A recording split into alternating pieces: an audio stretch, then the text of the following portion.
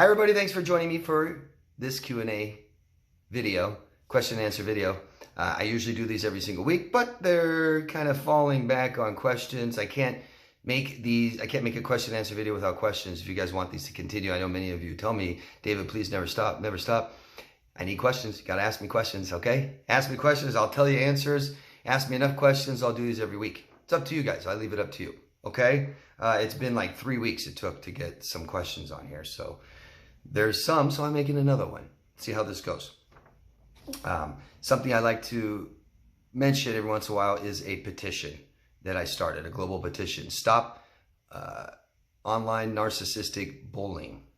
It's at change.org. The link will be right down below.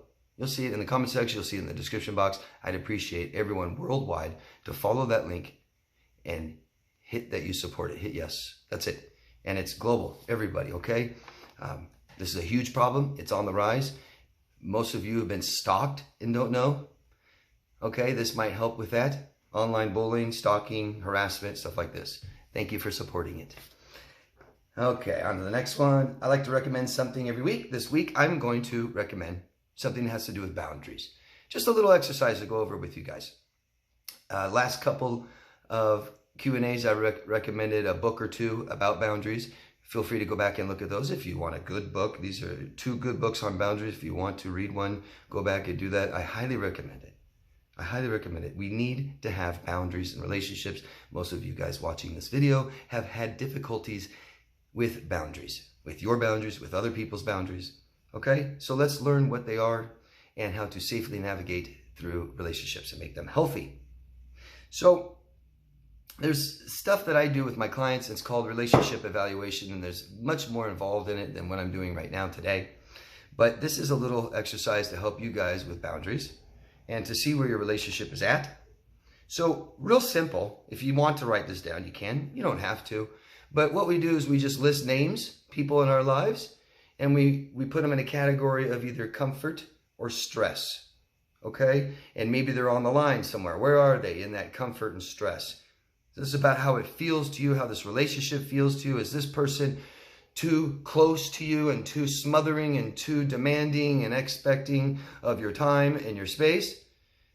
That would cause stress, and we need to get them back a little bit into our comfort zone because they're too close, so we want them in our comfort zone. Or are they too far away and too distant and non-responsive and aren't around very much and don't listen to you and reply to you very much and stuff like that? Are they too far away?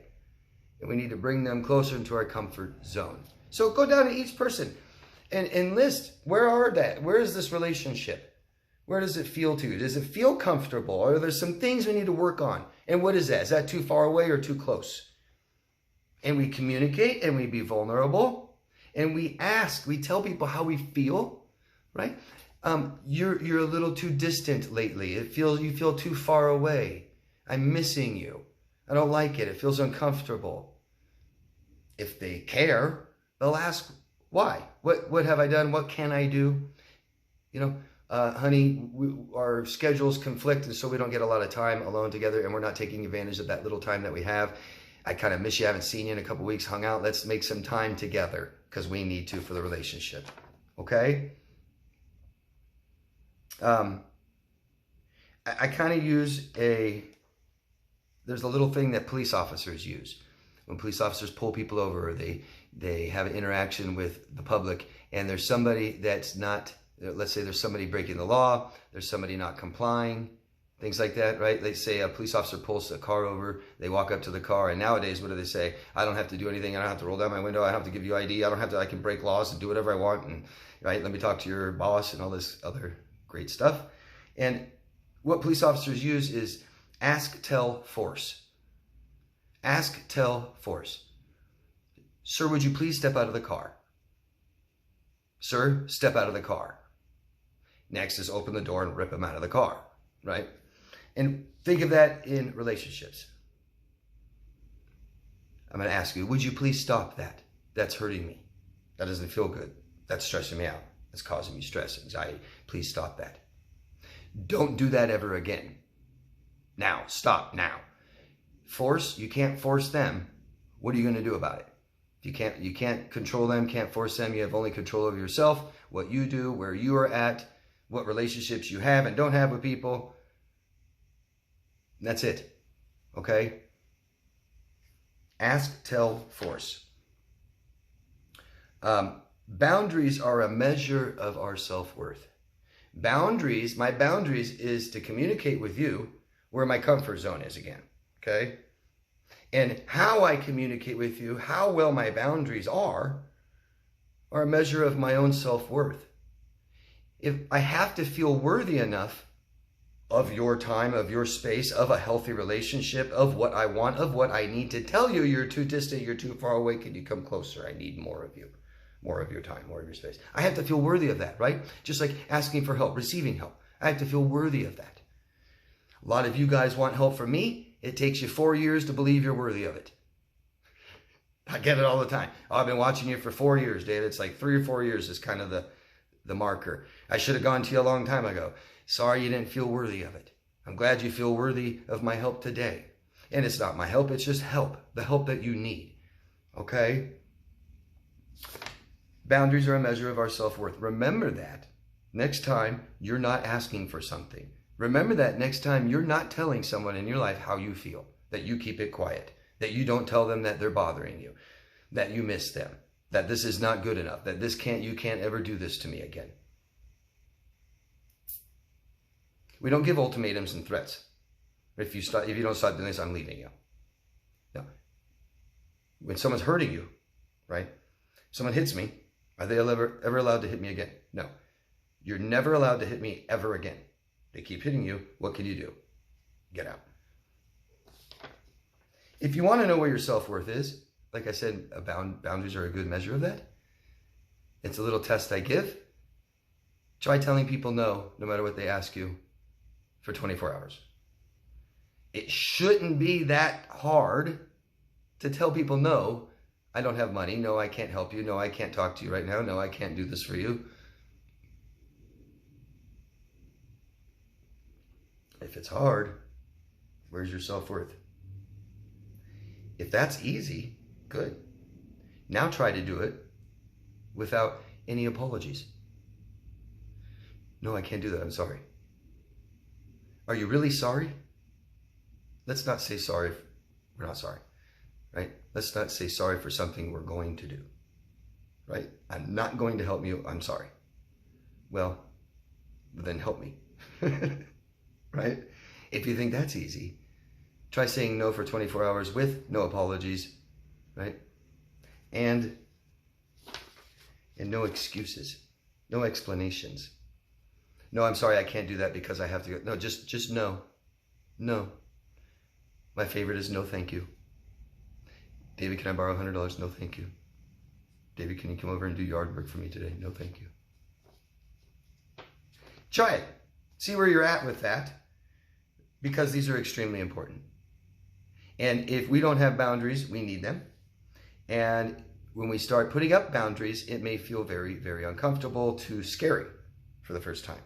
And it's just experiences. It gets easier and easier, I promise. We get stronger and stronger. Okay? Yeah. You can also use people in your past. How does that relationship feel? Do you still have emotions from past relationships? Why? What can you do about it? Express them, talk about them, write them. Okay? That's it. Like I said, you want to go find some good books. Go look at the last couple Q&As about boundaries. Okay, first question from Nessa. Hi, Nessa. Wow, what a journey this has been. I found David around the same time as I came out of one of many abusive relationships. David has been my lighthouse throughout my journey. Listening and conversing with others helped so much here. I have strong boundaries, and yes, we still meet these new odd people, but don't tolerate or endure them from here on. It's a journey of realization. You don't have to suffer others' guilt or shame. There has been none of that here. When you find love in yourself, first, your healing starts with the help of our lighthouse man. I can never thank David enough. That's so nice. Healed and happy. Yes, they are they're damaging us, yes, they're out there damaging us, but when you are healing, you are proving to yourself we deserve and worthy, right? A better life. Thank you, David. It's been a beautiful realization of self This journey was worth every minute of it. With your helpful videos, we made it through. Thank you. Thank you. That's so nice of you to tell me, to take your time, to thank me and tell me. Thank you, Nessa, very much.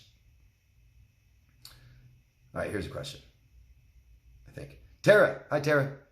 Tara's from the United States of America. Thanks for recommending the book I suggested. My favorite chapter in that book, the boundary book, is Boundaries and the Internet.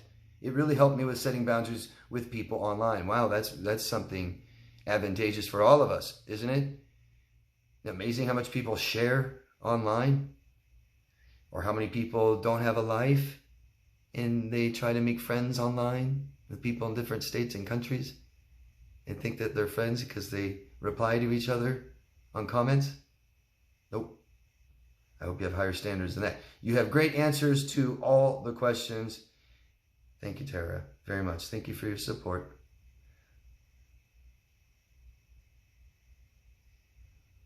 I don't know if this is a question either. Sally, don't know where you're from. Tell us your locations, guys, if you can. Thank you. It's hard to tell loved ones how we feel. I think I might hurt them. I would rather hurt than know I hurt someone I love. I know it's wrong, but it's my generation. You know it's wrong, but it's my generation. No, it's not. Sally. Nope. There's not a single generation that will never tell anyone how they feel, because every single one of them is all afraid of hurting people, and they just rather hurt themselves. That's not a generation, Sally. That's a victim of neglect and abuse. Massive neglect in childhood. Massive neglect that I can't express myself, and I'm responsible for other people's feelings, not my own. Don't need to take care of myself. A victim of narcissistic parenting, Sally.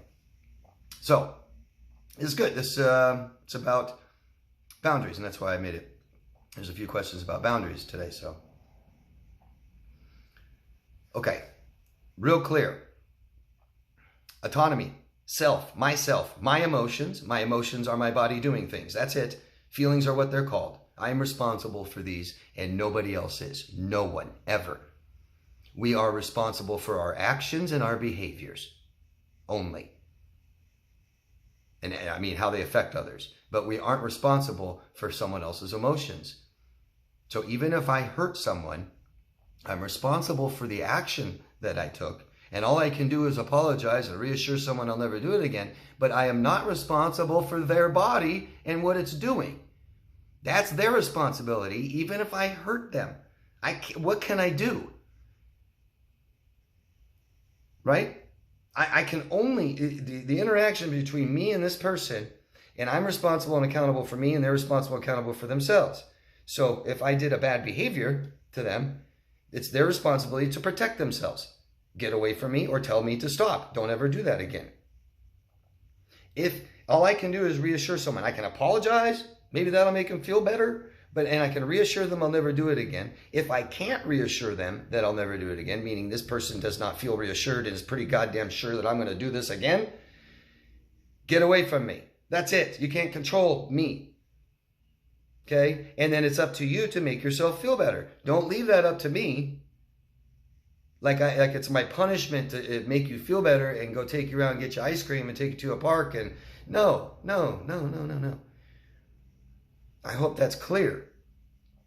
So, Sally, I understand you don't want to hurt people.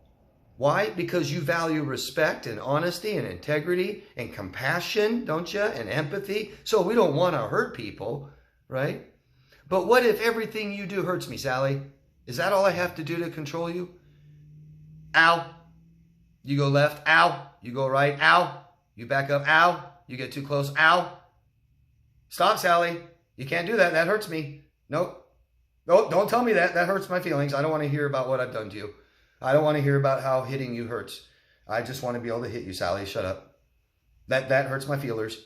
My feelers are hurt. You're just going to worry about my feelers? That's it? Not yours, Sally? Am I making my point clear?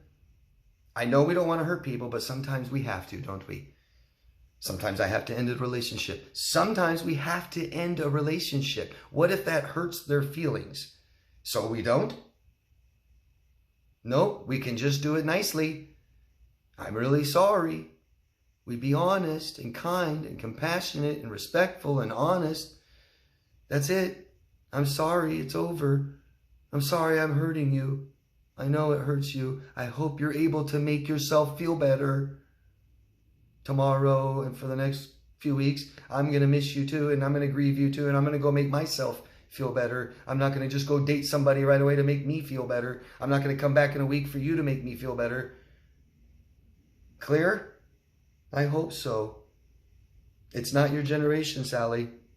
That is a really poor excuse to not be responsible for your feelings and who you are, okay? You're not responsible for other people. You're accountable for your behaviors, and you're responsible for what you need and want and how you feel and what you value. That's you. Take care of you. And if you hurt someone else's feelings, I hope they take care of themselves too. I hope they told you how you hurt their feelings. And maybe, Sally, you can be careful and not do it again. That's it. But Sally has wants and needs, and sometimes they conflict with other people's wants and needs. And that's why we become agreeable in relationships, or the relationship is over. Okay, Sally? It's somebody else's job to tell you if you're hurting them. We don't have to worry about hurting people all the time. That's like saying, Sally, do you care about everyone's feelings in the whole world? Try to tell me you do. Yes. Do you know anyone in Vietnam? If not, you're going to tell me you care about everybody's feelings in Vietnam?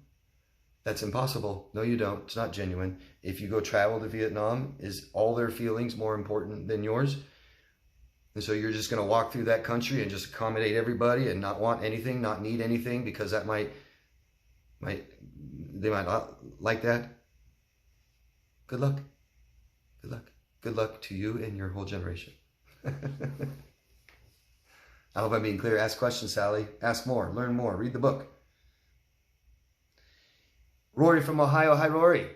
Great to see you tonight. Good to see you today. My question on abandonment. Why would they choose doing such hurtful things in a relationship if they have a fear of abandonment? Or are they so cocky they think no one will leave them? Which was true in my case? Which one was true in your case? Well, I'm not going to tell you. I know what your ex-husband was thinking and feeling. You probably know that better than me. Why would somebody who has a fear of abandonment in a relationship do things to sabotage that relationship? Huh? Well, first of all, you take things like personality disorders, and they lack the awareness of who they are and how they feel. They also lack the awareness of what they're doing and how it looks to others. They also lack a little control of their behaviors. When you get into personality disorders, I'm using it as an example because that's typically the kind of people we're talking about. They lack so much awareness, they don't understand what they're doing. They may be so impulsive, they're not very in control of their behaviors. Someone with borderline personality disorder often self-sabotages. They like their job, yet they sabotage it. They like where they're living, but yet they ruin it. They like a relationship that they have with somebody, and they just abolish it. They just destroy it. They think someone is going to abandon them, and they make it so bad that the person can't be with them anymore. I just made a video of their fears coming to fruition. So, does that make sense? They're not aware of it. If they're aware of it, they're not in control of it. They can't stop doing it. Their fears take over. The patterns of behaviors that completely cycle themselves over and over again. Now, there's another part to this. Are they so cocky that you won't leave them? Very, very narcissistic, isn't it? The narcissist gets you addicted to them, dependent on them, hooked on them. They understand this, and they go into relationships knowing this. And they'll be everything you want them to be, and they'll be so good at this and so good at that and so great at this, and they've got to be that knight in shining armor that you tell all your friends about. He's so amazing, he's so great. And then once you're sunk, once you're hooked in, once you're, they'll start getting you to get rid of your friends, demand all your time so your other relationships fail. And things like this, so they have you all to themselves. If they could, they'd lock you in the house, right? And so when they believe that you won't leave them because they think they're so great, which is external, not internal, don't get that ruined. Everybody, God, it's so amazing how many of you think that just because I'm cocky, I love myself and I think I'm so fabulous. No, someone that tells you they're fabulous doesn't think they're fabulous. That's why they're telling you. You see, if I think I'm very smart, I don't need to prove it to everybody. I know I'm smart. Yeah, get it?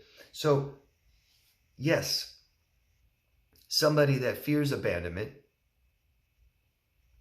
will sabotage the relationship anyway. Not realizing what they're doing, not realizing how they're affecting another person.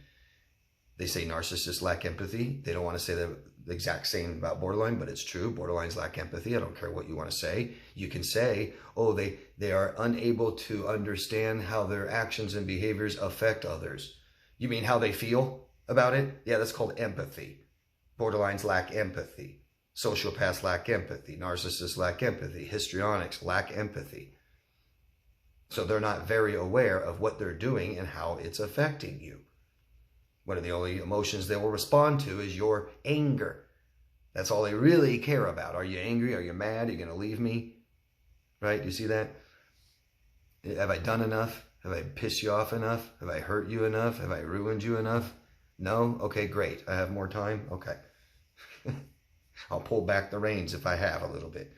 I'll kiss your butt and take you out and pamper you, and you'll be like, oh, now his mental health has gone away. His illness is all gone. He gave me roses. Yeah. So it's a little of both. Yeah.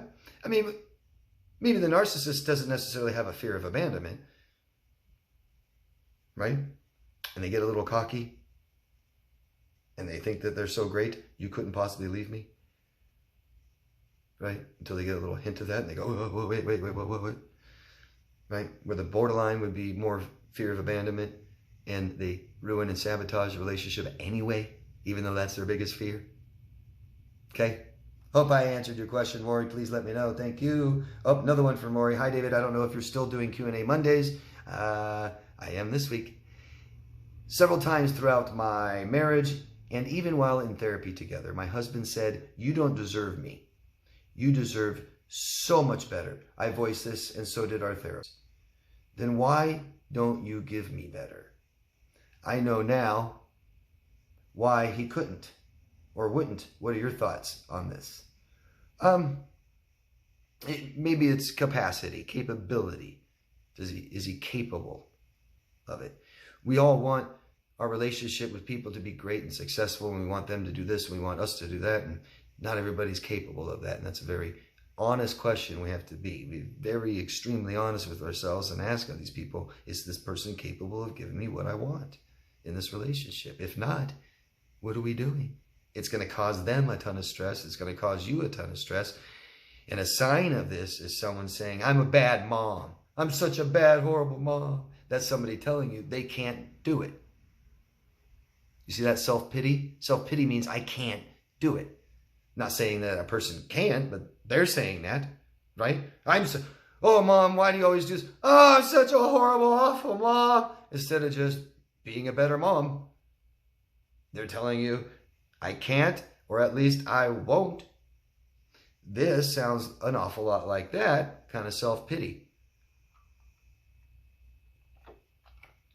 If your ex-husband had a personality disorder, he's carrying around toxic shame and believe he's not good enough anyway.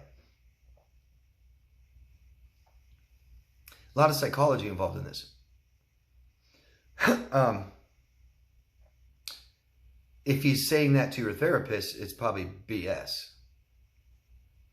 It's to get you to pity him as well, right? Oh, you deserve so much better. Oh, but I love you. It's okay. You're good enough. Oh, you deserve so much better. Meaning, I'm not going to do anything more. Take it or leave it. Huh? How about that? That's my thoughts. What are yours, Rory?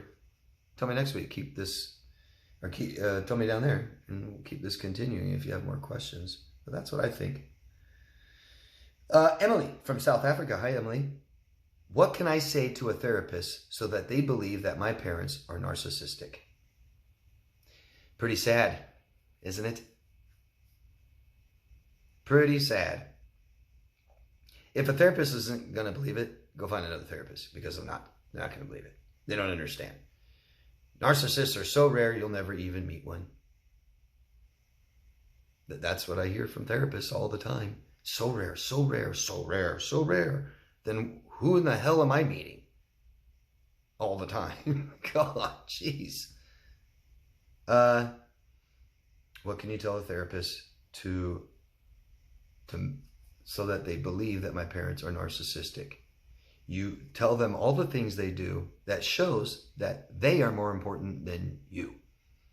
That what they need is more important than what you need. That what they want is more important than what you want. What they value is more important than what you value. That their opinion is more important than your opinion. That's how you tell them. It might be difficult if you don't quite understand some of those things or who you are. Narcissistic parenting. It's not calling parents narcissists, for one. Okay? A child must grow up with mom and dad okay. They're going to have problems, but they have to have this void here fixed. You guys are watching this video because you've had relationships that are neglectful and abusive, and that's because your parents had a void. They were neglected and abused growing up, and they never healed from it. And they decided to have you before they healed from this. And their attention is not on the child, not on the child's body and their emotions and what it's doing, because their void interferes with that and takes over. And they give their void more attention than you. This comes out in addictions, in literally neglect and locking themselves in the bedroom, or working all the time, or arguing and fighting all the time, things like this.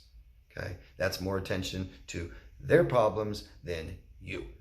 A child doesn't need to know anything about the house and the problems that it needs, and that we're about to lose the house and finances and dad's job and mom's career. And they don't need to know this. They don't need mom and dad are fighting and upset. Don't need to know that. Mom and dad are fine. Stop looking at us. All of your attention goes onto your body, and we do that by mom and dad putting all their attention onto your body. So that all three of you are giving the child attention, so that child continues to do that in their life.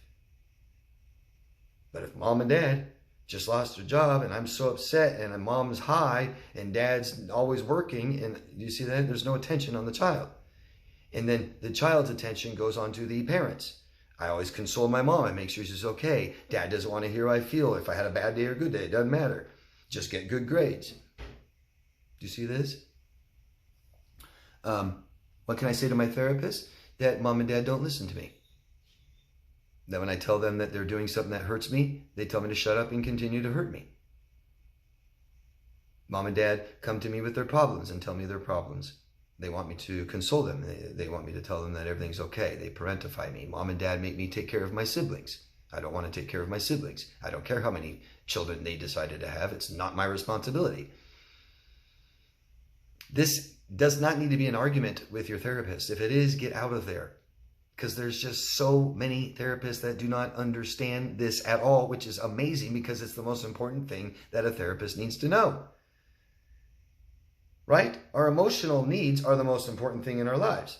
Shouldn't a therapist know what they are and know that I'm not getting those met? Real simple, right? If I'm a therapist, a child therapist, that child, the most important thing to me is that child and their needs, not mom and dad and their money. Mom and dad take children to a therapist to find out what's wrong with the child. Is mom and dad in therapy? Why not? You're going to tell me that your family has a problem and it's the child's fault? Nope, it's your fault. The child's upset. What did you do? What are you not doing? You want me to just find something wrong with the child? Give him some drugs? Am I making sense here? Let me know, Emily. Sorry you struggle with this, and everybody that struggles with this.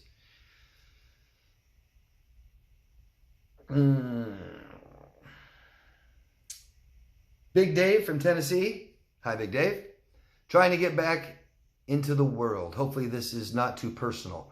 But have you had or dealt with someone with CPTSD in your personal life? If so, what one symptom did you deal with or struggle with? What strategy did you use to deal with this person? Yeah, I had CPTSD, and I know many other people that have had it too in my life. I think, since you're asking about somebody else, what's important is the relationship you have with them, okay? And we need patience and understanding, okay, and boundaries. Really, really important. Patience, compassion, understanding, boundaries. Someone with CPTSD has often felt like they can't escape stress, can't stop it or escape it. So we don't want to cause that stress to them. We want to communicate very, very, very openly and vulnerably. Okay? They're going to probably share things with you that might cross your boundaries. Okay?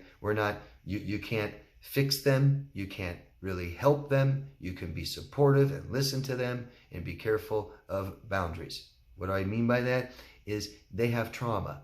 Okay, CPTSD means they're dealing with trauma still. The trauma in their past is causing them stress today. And so they might often share this trauma with you. Okay? Allow them to bounce things off of you. You do not have to fix it. You don't have to help it. You're not there to give those things. You just say, I'm sorry. You want to encourage someone with CPTSD to do anything, that would be to get help. They need help. If you have CPTSD, any form of PTSD, you need help. It's not going to go away on its own, period. Drugs aren't a cure either. There is no pill. I don't care what the drug companies are selling you. There is no pill yet. Nothing that we have found that cures this. It's time and talk therapy, period. They have issues and problems. CPTSD has issues and problems navigating relationships. They may not speak up enough. They may not tell you what's bothering them. And they may be people pleasers, stuff like this. And they may cross boundaries. If what they're doing is causing you stress, which if someone's describing their trauma to you and you don't know how to help them, which you don't and you can't, that's up for mental health professionals and experts, tell them. Tell them. Be straight with them. Say, man, what you've gone through is so traumatic. I'm so sorry. Just listening to it causes me a lot of stress because I don't know what to do to help you. I can listen. I'll be here to listen. But it's so much. It's causing me. I'm getting upset and worried. Have you ever considered talking to someone who can help you? Boundaries means that they're doing it too much and you got to stop that. Tell them. Okay? They're going to have a lot of anger. They're going to be hypervigilant. They're going to be looking for danger, and they might accuse you of things you didn't do. Okay? Let that relax. Be patient. Let it go by a day or two. Bring it up. Don't let it all fall to the side, because if, say, this is somebody who's not getting help, they need to understand the problems that they're causing other people and their relationships. And here's one of them. Explain it to them. Help them understand that. Okay? Thanks for asking, Big Dave, and good luck. You can also read books about CPTSD. Victoria from the Bay Area. Hi, Victoria. Thank you for answering my question this week. Should I be concerned with my ex narcissist has a auntie, we say auntie, right? With mental illness. I'm not sure what kind of mental illness she has. She pushed her babies out of the car on a busy freeway. That sounds like mental illness. As far as I know, she's still sitting in prison. I'm asking the question for a second time. My concern is about my future grandchildren. Can this type of mental illness be passed on through generations? And one more question. Is she considered a psychopath because of what she did? So I know you already responded, Victoria. I'm reading this to all you guys. We can't decide any mental illness by one action. As horrible and awful as that is, just like murdering somebody doesn't necessarily mean they're a psychopath, okay? And when you have mental illness like this, there's probably more than one. You have a base mental illness, and you might have other comorbid disorders and illnesses, right? You could have autism and a personality disorder and a mood disorder and an addiction disorder and a depression disorder and an anxiety disorder. And you get my point. So you're worried about her mental illness being genetically transferred onto your children, right? Your future grandchildren. Okay. You know, this gets difficult. Genetics has a lot to do with with mental illness. It can, not all, but when you're talking about like personality disorder, who somebody becomes, and genetics are a factor, and our environment are a factor, meaning how we were raised, stuff like this, in our culture. Okay, personality disorders are in every culture. It's hard to say that has too much factor in it, but it does. It really does. So the genetic factor, and there are genetic links to personality disorders and other disorders. There's a genetic link between borderline, schizotypal, and schizophrenia. If someone that has a family with a member with one of those disorders or illnesses, you might have other family members with those other two disorders and illnesses. When you're getting in, you asked me about psychopathy, that falls under antisocial personality disorder, but psychopathy is genetic. A big part is genetic, and then there's an environmental factor that triggers it. Yes, psychopathy can be passed down. You'll start seeing this in early age, before 15. You'll see them acting out and getting into trouble. There are psychopaths that don't become the psychopaths that we know because they weren't triggered. They had good homes they were brought up in, and so they don't exploit and abuse people. Really. So do you see how important the environmental factor is? How we were raised? That's the important part. It's so important. So important. You can have someone raised in neglect and abandonment and start developing borderline personality disorder early in age, teenage years, and then you can overcome that, and they can go into remission because they start getting neglect, they started getting attention and love and comfort, and then they start doing it for themselves in adulthood, and they're okay. They can start getting more neglect and more abuse and develop antisocial personality disorder. It's so much about development, Victoria. What you're worried about is how this child is raised more than the genetic factor. Hope I answered that for you. You said I did earlier. So just let me know if I didn't. You have more questions. Anybody else have more questions about that? Please let me know. And that is it, guys. That's the end of the video. Thank you very, very much. I encourage all of you to keep asking questions down below in the description box. If there's enough, I'll make this next week. If there's not, I'll wait 2 weeks. If not, I'll wait 3 weeks, 4 weeks, maybe never again. I need questions, okay? Share your examples too down below, okay? And this is a great spot down below to tell me what videos you would like. Recommend videos, okay? I make a few a week, so I run out of topics sometimes, or it's just so much about the same topic. Ask what you would like to see, and I'll probably make them, okay? Thank you very much, guys. I appreciate it. Have a beautiful week. Make sure you love yourself first. You can find me at daviddemars.com if you want more coaching. Thanks. Bye.